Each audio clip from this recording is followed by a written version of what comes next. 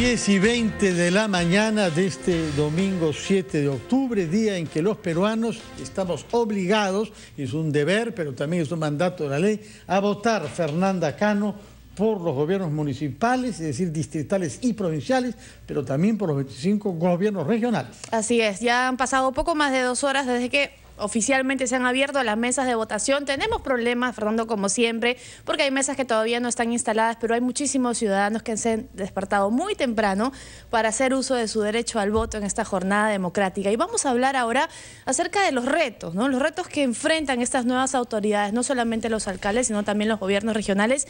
Y uno de los principales retos es el tema de la seguridad, que para los peruanos es el principal problema que tenemos en nuestro país. Y para eso hemos invitado a Fernanda Cano a 2 especialistas en seguridad ciudadana. Uno de ellos está preparando un trabajo académico actualmente en Alemania, pero está de paso en el Perú para votar, país de él y país en el que trabajó en IDL en el área de seguridad ciudadana.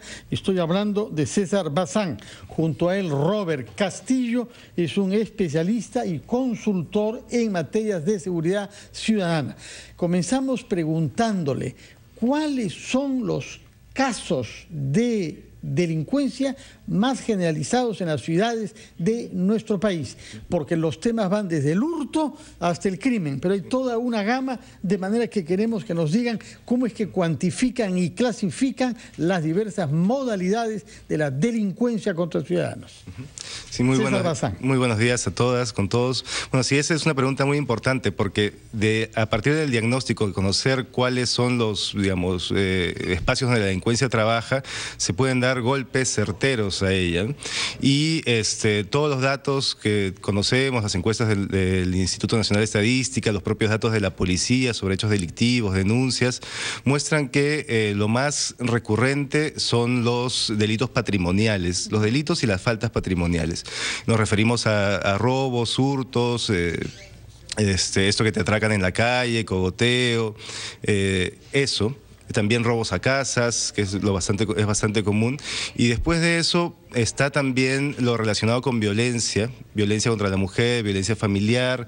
Son, digamos, dentro de la gama de delitos que ocurren, de delitos y faltas que ocurren, lo patrimonial y la violencia doméstica son lo más común. Pero a ver, durante toda la campaña le hemos estado diciendo a los ciudadanos, ojo, revisa que las propuestas que tenga tu candidato sean viables, sean para comenzar competencia del presidente regional o del alcalde. ¿Cuánto por ciento de la solución al problema de la inseguridad está en manos de estas autoridades?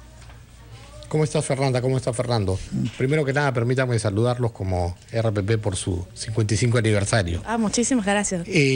Bueno, lo primero y lo más importante es aterrizar toda esa cantidad de propuestas que hemos escuchado durante la campaña electoral. Algo que conversábamos con César fuera de micrófonos es que muchas de ellas han sido propuestas que no se ajustan a lo que es la competencia y las funciones del alcalde. Claro. Entonces, un poco lo que pedimos nosotros es que la gente determine exactamente la relación alcalde con ejecución y posibilidades de desarrollo. ¿Para qué? Para poder entender perfectamente qué es lo que le compete al alcalde metropolitano. Sí, señor Castillo, discúlpeme que lo interrumpen. Esta información vota Alberto Beingolea, me parece es el primero de los candidatos que está votando, porque creo que los hemos visto todos desfilar por sus desayunos, ¿no? Así es, lo cual toma un cierto tiempo, sobre todo de la parte de quienes toman un desayuno, digamos, vasto y opíparo. ¿Tú crees, Fernando, que los desayunos habrán decidido algún voto o no? Bueno, por lo pronto veo que hay una virgencita ahí delante de los desayunos, de manera que quien tiene fe parece que tiene alguna motivación complementaria. Así es. Pero bueno, estábamos conversando con nuestros invitados, César Bazán, expresidente de Seguridad Ciudadana de IDL, y Robert Castillo, que es un experto en seguridad, y hablábamos acerca de esto, ¿no? ¿Cuánto de la solución al problema de la inseguridad le compete realmente a los alcaldes y a los gobernadores regionales? Lo que yo te decía es, a lo que hay que apelar es a la creatividad del alcalde metropolitano para poder conseguir mayores y mejores recursos para efectos de la seguridad. Él no va a ser el ministro del Interior, eso está muy claro, ni lo va a suplir. Ni la Fiscalía, ni el Poder Judicial. Nada de eso, pero sí puedes establecer convenios. sí puedes mejorar la necesidad que hay en cuanto al ámbito de la denuncia, que se le haga un seguimiento adecuado, y en cuanto al ámbito de la dotación policial. Por ejemplo, establecer, permíteme dar 3 ideas, establecer una comandancia con personal policial de asuntos municipales que dependa estrictamente del alcalde de Lima, con lo cual vas a eliminar la burocracia del famoso oficio pidiendo personal policial para tal o cual actividad municipal, para un comiso, para una fiscalización, para una clausura, etcétera. Segundo, el alcalde tiene que ser el pater populis de la comuna, como lo dice la norma, ¿no? Entonces, ¿qué harías, por ejemplo? Agarra una comisaría y equípala, impleméntala. Dale todas las facilidades porque está dentro de tu jurisdicción. Claro. De modo tal que la gente sienta, tus vecinos, que son atendidos en un lugar adecuado y que la municipalidad está fiscalizando permanentemente eso para que se cumpla esa atención. Esa cooperación de la que hablan, ¿no? Entre instituciones. Exacto. Cada uno pone algo. Quería preguntarle a nuestros amigos especialistas, comenzando por César Bazán, que nos observa desde la serenidad plácida de la Selva Negra en Alemania, ¿por qué somos entre los 2 peores de América Latina en materia de seguridad ciudadana? ¿Qué explica que solo Venezuela tenga cifras peores que las del Perú? El Perú tiene cifras peores en materia de percepción de inseguridad, de incidencia delictiva. En homicidios, digamos, no somos el top de la región en homicidios, eso tampoco es materia de orgullo. Pero bueno, relacionando la pregunta con las municipalidades, ¿no? Porque estamos viendo que hay muchas propuestas entre los candidatos que están fuera de las competencias de los municipios, muchas propuestas que son disparatadas en materia de seguridad ciudadana. Y yo creo que la respuesta a la pregunta ¿por qué estamos así? Es porque escuchamos y tenemos gente que propone cosas que no se pueden cumplir y lamentablemente muchos de los votantes respaldamos con nuestro voto propuestas disparatadas. Entonces, ahora que la gente va a votar, yo les recomiendo, hay muchos análisis, varios estudios publicados en prensa sobre los planes de seguridad ciudadana de los candidatos, que los revisen, que se informen, para que vean cuál de esos planes están respaldando con su voto, con la gente a quien está apoyando. Y César, permítenos por favor tomar contacto con nuestro compañero Mariano Calvera, quien se halla en el local en el que debe votar el candidato Jorge Muñoz. Creo que ha tenido algunas dificultades administrativas. Adelante, Mariano. Por esta información que prueba en todo caso que las autoridades de mesa son sumamente severas. Por más seguro que sea la identidad de la persona, hay que mostrar el DNI, Fernanda. No, pero además como recomendación hay que ir con el DNI a todas partes. No importa dónde vayas, lo ideal es que siempre cargues tu documento de identidad, no solamente para que te identifiquen, sino en caso de alguna emergencia. Así que por favor no se olviden. Ahora, Jorge Muñoz salió muy temprano para el desayuno y no sabemos si ha pasado por su casa para después ir al local de votación o si ha ido de frente del desayuno al local de votación y como salió muy temprano quizás se olvidó la billetera, pues, ¿no? Regresemos a nuestras tristes cifras sobre inseguridad ciudadana. Repito, ¿por qué el Perú tiene peores cifras que todos los países, en algunos criterios, como nos ha precisado el señor Bazán, que todos los países de América Latina? Y preciso, ¿tendrá esto algo que ver con la corrupción que sabemos generalizada en nuestro país? Definitivamente sí, Fernando. Pero además, permíteme decir algo y ojalá que César lo comparta conmigo. El factor primordial para tener esas cifras elevadas es la impunidad. O sea, lamentablemente, tú comienzas burlando las normas desde la falta más pequeña y cuando ya va increciendo es imposible controlarla. Aquí tenemos la modalidad de Pepe el Vivo, por decirlo de alguna forma, que nos creemos ser hábiles para burlar, sacarle la vuelta a la norma o no respetar determinadas reglas de conducta, por decirlo, de tránsito, ¿no? Y ahí cuando sucede la infracción y cuando te capta el policía, ¿qué pasa? Aparece el compadrazgo, la familiaridad, etcétera, que genera una conducta de impunidad. Entonces tú terminas siendo el reconocido, el vivo, el astuto. Y eso es lo que le está haciendo... paga un billete también, ¿ah? Y como hemos visto evidentemente, en casos, ¿no? Pero un triste espectáculo de un agente policial en el Cusco, sí, claro, haciendo permitir que alguien que conducía con 2.5% de alcohol en la sangre la pase con facilidad, habiendo dejado muerto, ¿no? Eso te está creando una cultura de impunidad. Y eso evidentemente alimenta las cifras que decía César.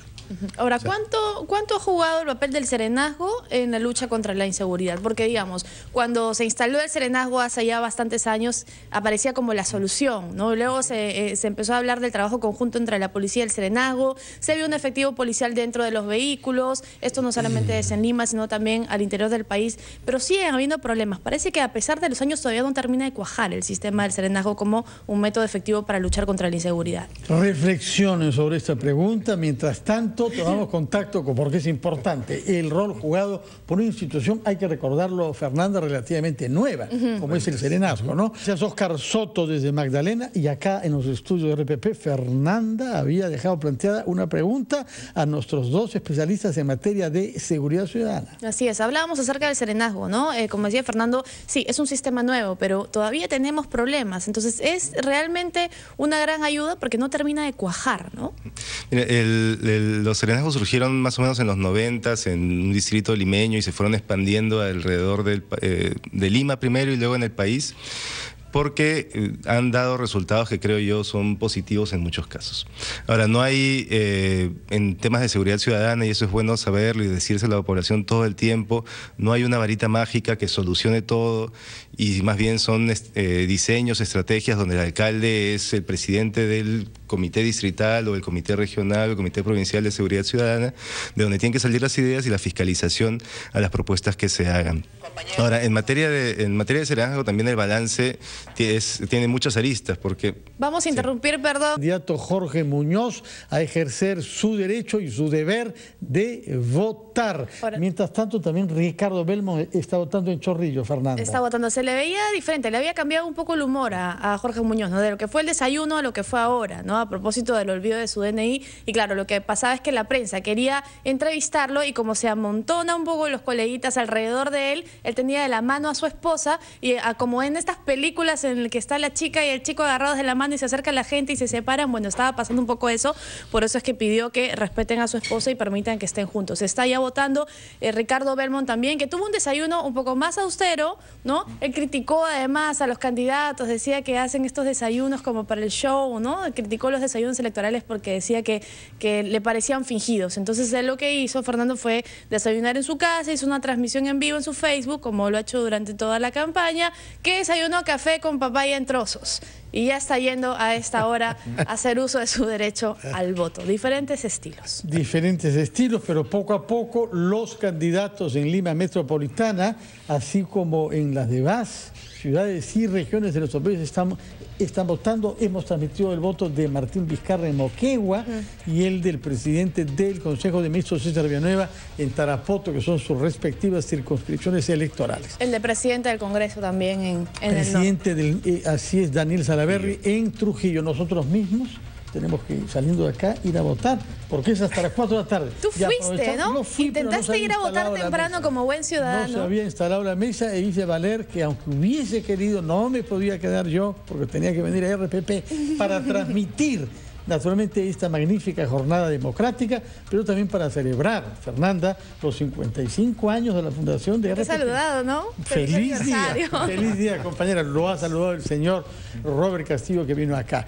Muy bien, regresamos a los aspectos rudos de la vida, a la inseguridad ciudadana. Nos alejamos un poquito de las circunstancias del voto, retomamos nuestra entrevista con nuestros dos invitados y tú persistes en una pregunta: ¿qué ha funcionado bien y qué no ha funcionado bien en el sistema inventado hace pocas décadas de serenazgos? Bueno, yo estaba diciendo que el balance, creo yo, es, digamos, en algunos distritos positivos, pero no olvidemos que serenazgos hay en cada una, o digamos, en casi todas las municipalidades del Perú, sobre todo en las ciudades más que en las rurales, y por lo tanto no se puede tener un balance general sabiendo si esto en realidad ha funcionado o no ha funcionado de manera adecuada. Incluso han habido muchos casos de abusos cometidos por serenos, e incluso hay denuncias también referidas a está que son contratados como serenos, gente que apoyó en la campaña por temas de proselitismo político. Y a su vez también, y esto hay que decirlo, en muchas municipalidades las condiciones laborales en las que trabajan el personal del serenazgo son malas, ¿no? Con jornadas mucho mayor de las 8 horas, con sueldos bastante bajos, sin capacitación, sin un procedimiento disciplinario bien definido. Y sin un buen respaldo, por ejemplo, político. De salud, si te pasa algo, ¿no? Exactamente. Finalmente, ¿no? También arriesgas tu integridad. Sí, en general, o sea, es complicado hacer un balance de todos los servicios de serenazgo en el Perú porque es municipal. Entonces, cada municipalidad podría tener un serenazgo y entonces una mirada global, general de los serenos no es fácil hacerlo. Pero en todo caso es un sistema que tiene que mejorar de todas maneras. O sea, y algo preocupante, Fernanda, es que este serenazgo viene más o menos de 1983, que lo instala el alcalde Neuhaus en San Isidro, retomando el concepto de sereno y tranquilo de antaño, que era un complemento para el patrullaje del distrito. Sin embargo, han pasado, mira la cantidad de años, los serenazgos, como bien dice César, se han convertido en algo positivo, un valor agregado, pero no se ha profesionalizado. Claro. Tú no tienes escuela de serenazgo. Entonces, cada municipalidad contrata a los serenos bajo su criterio. ¿Y cuál es el criterio? El equipo de seguridad que te acompañó en la campaña. Los que normalmente son los matones. Esos los ingresas al serenazgo, los conviertes en personal de la municipalidad a través del uniforme y esos son los que comienzan a repeler las situaciones difíciles en el distrito. Razón por la cual hemos encontrado agresiones, abusos, etcétera. Gente que no conoce ni siquiera la norma, ¿no? Tiene que conocer además las leyes. Que hay un vacío ahí, ojo, que hay un vacío, porque el serenazgo es, entre comillas, un híbrido. No hay una norma sobre la cual ellos desempeñen una función. Claro. ¿Qué atribuciones tienes? ¿Cuánta autoridad tienes, ¿no? Para detener a una persona, Exacto. Para intervenir a alguna persona Exacto. o en alguna situación? Entonces, sí creo que este es un buen punto en el cual los municipios deben plasmar una estructura de, primero, de selección y segundo, de capacitación de los serenos para que tú tengas por lo menos un criterio de uniformidad en la mayoría de los distritos, ¿no? ¿Cuántas ciudades conocemos en las que hay patrullajes combinados, policía, serenos en el mismo patrullero? Cada vez menos. Cada vez menos. Cada vez menos. Pero ¿cómo hoy se día, nos había Fernando, anunciado como la solución? No funcionó. Pero perdóname, Fernando, hoy día no, es que se rompió el convenio entre la municipalidad y el Ministerio del Interior, las municipalidades. Acordémonos hace un tiempo atrás, ¿no? ¿Cuándo? Eso no recuerdo exactamente. Sin dar pero nombres, ¿eh? Por si acaso hay algún ministro del Interior candidato. ¿De armas no letales? No, antes, por el tema de que se suprimió que el tema de los francos de los policías fuese comprado de manera directa. Entonces, ¿qué resulta? Que hoy día tú tienes en un vehículo de patrullaje municipal, llámese serenazgo, a una sola persona, Fernando. Una, el conductor. No hay más, no tiene compañía. Más allá del policía que debe estar ahí, va solo el chofer. Entonces, no te sirve para nada. Sí, pues tampoco ahora, se va no te sirve para el nada. carro para perseguir al ladrón, ¿no? Claro. Y hablando en general sobre la policía, hay una cifra que es también ahí trágica. Se recomienda que por cada 200 ciudadanos haya un agente policial. Esa cifra es respetada en algunos distritos de nuestra ciudad.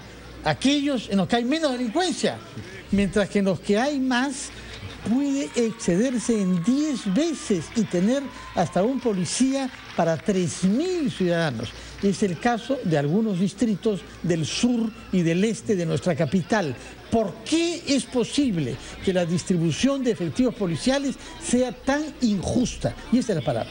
Sí, hay una gran inequidad.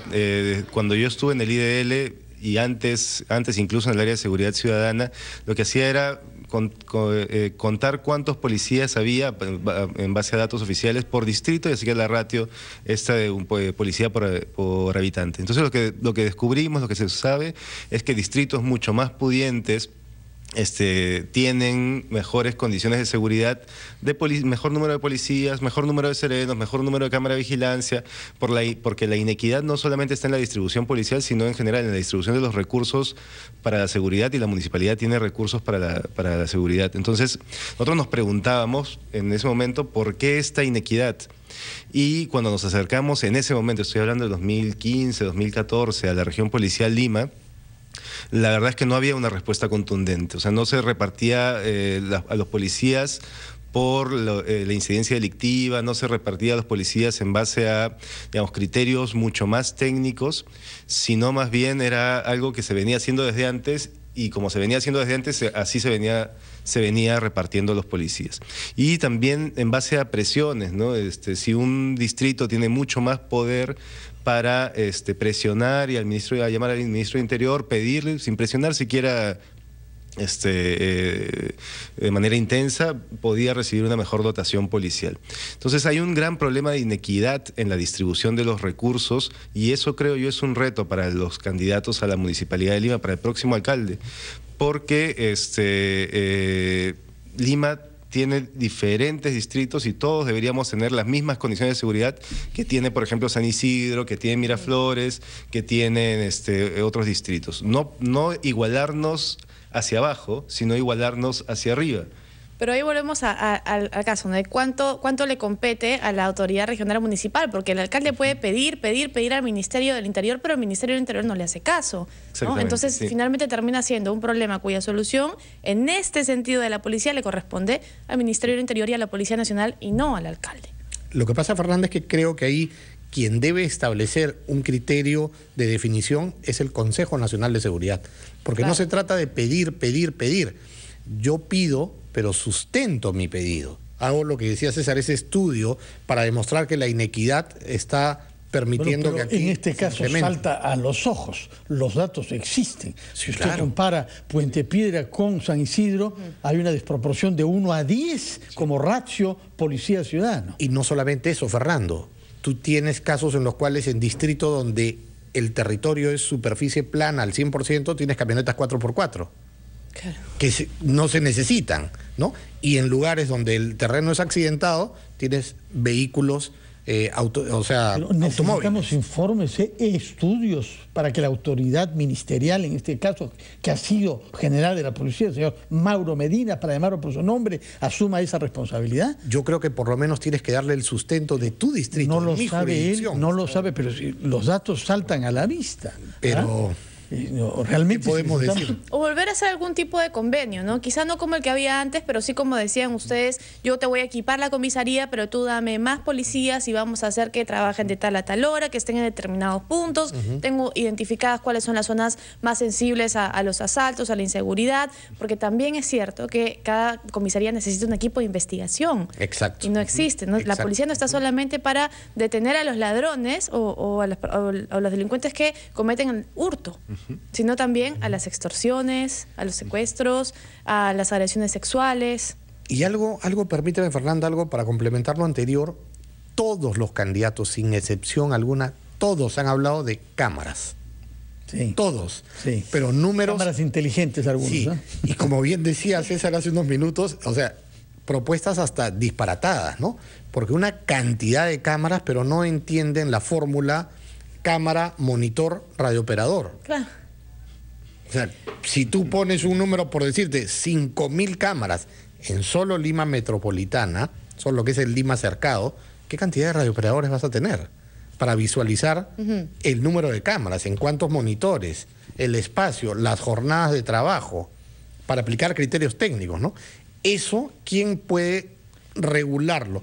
Creo que debería ser el Consejo Nacional de Seguridad. Quisiera preguntarle sobre otro tema doloroso antes de que suenen las 11 de la mañana, que es el de los jóvenes, porque un número considerable de los delitos de hurto con violencia y en algunos casos con uso de armas, es cometido por jóvenes, aquellos que se clasifican en el sector ni estudian ni trabajan.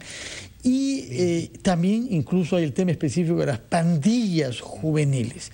¿Qué se hace y qué debemos exigir a los alcaldes que hagan para ofrecer a nuestros jóvenes algo diferente que tomar el camino de la delincuencia? Sí. Bueno, ahí en el tema hay que ser bastante claros también. El alcalde tiene determinadas competencias. El alcalde no es el policía que va a capturar a los delincuentes. El alcalde más bien puede hacer un gran trabajo de prevención, ofreciendo mejores condiciones primero relativas al barrio, al vecindario, para que el barrio, digamos, si tiene algunas zonas que son peligrosas, que son inseguras, pueda mejorar su ornato y por lo tanto convertirse en una zona más transitada donde los vecinos, los ciudadanos lo tomamos en el buen sentido de la palabra. Y ahí también los jóvenes, o sea, con actividades propuestas para que los jóvenes que están en este sector de riesgo, ¿no?, de los que no estudian ni trabajan, los nini, tengan algunas oportunidades de diferentes temas. La municipalidad puede, en base a sus programas, dar determinados trabajos a jóvenes, oportunidades laborales, educativas, apoyo psicológico a las familias, acompañamiento, una serie de cosas que sí están dentro de las competencias de las municipalidades. Entonces, los alcaldes tienen la posibilidad en sus propios distritos, y el alcalde de Lima, desde su competencia en Lima Metropolitana, y también en Lima Cercado, perdón, y también como, digamos, algo así como presidente de un gobierno regional, que son algunas de las competencias que tiene él, hacer cosas por los jóvenes concretamente. Hemos hablado del serenazgo, hemos hablado de la policía. Hay otro sistema de lucha contra la inseguridad que es el de los mismos ciudadanos, ¿no? Los ciudadanos organizados en tu distrito, en tu pueblo, las rondas. ¿Cómo funciona eso? ¿Cómo lo ven ustedes? Bueno, palabras finales en respuesta a la última pregunta formulada por Fernanda.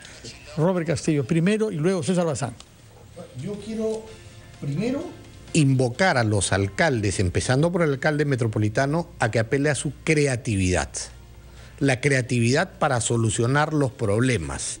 Entiendo que César quiere cerrar con el tema de las juntas vecinales. Yo me voy por el lado de la creatividad. Hay que ser creativos, hay que crear soluciones innovadoras a los problemas que nos afectan. Muy rápido. Hoy día hay un mercado de servicios muy grande. Todo es servicios. ¿Por qué no creamos escuelas municipales donde capacitamos a esos chicos para que en lugar de realizar actos de vandalismo, de pandillaje, se capaciten para trabajar en centros comerciales, en tiendas por departamento, iniciativa. Palabras finales de César Bazán. Sí, no, yo quiero simplemente retomar la pregunta sobre las juntas vecinales, los vecinos organizados. Y yo he trabajado mucho con juntas vecinales, conozco a los dirigentes de juntas vecinales de comisarías, de distritos, y la verdad, el trabajo que hacen los vecinos en seguridad ciudadana organizada a través de juntas vecinales es un trabajo admirable, de mucho respeto. Y yo creo que cuando preguntabas cómo se mira esto desde la tranquilidad de la Selva Negra, yo miro admirado.